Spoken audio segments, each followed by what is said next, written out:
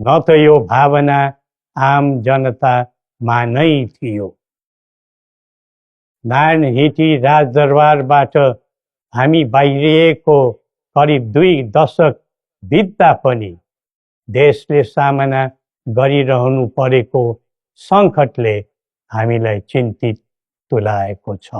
हिजो देश नबनेकोमा चिन्ता थियो, आज देश नै नबच्ने हो कि भन्ने निराशा पैदा भएको छ। बडा महाराज धीराजबाट 22 वर्षको युवा अवस्थामै सुरु गरिबक्सेको एकीकरणको सफलता पछि आधुनिक नेपाललाई 4 वर्ण 36 जातको साझा फुलबारीको रूपमा चित्रण गरिबक्सेको थियो।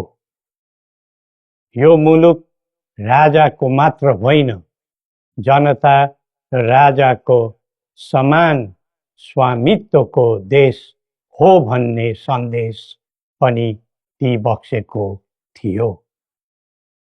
भाषण अनि जादु वा चमत्कारले यो देश बनेको होइन र बन्दैन पनि।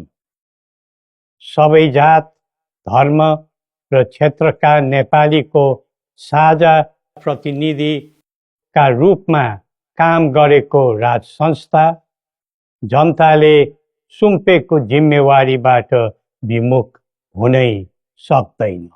सबै नेपालीले यो कर्तव्यबोध गरी पृथ्वी पथमा लाग्नु पर्दछ भन्ने हाम्रो धारणा र आह्वान पनि छ।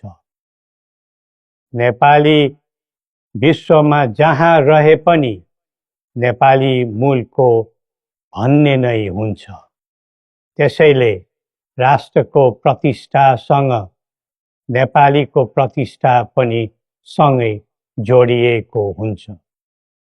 मुलुक स्थायी वा अस्थायी रूपले छोड्दैमा देशसँगको सम्बन्ध तोडिन सक्दैन। देशबाट जनशक्ति पलायन हुँदै जानुले देशको भविष्यबारे निराशाको सङ्केत दिइरहेको थियो।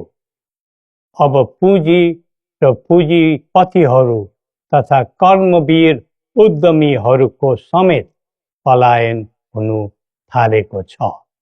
यो क्रमलाई तत्काल निरुत्साहित र नियन्त्रण गर्न सकिएन भने मुलुक असफलताको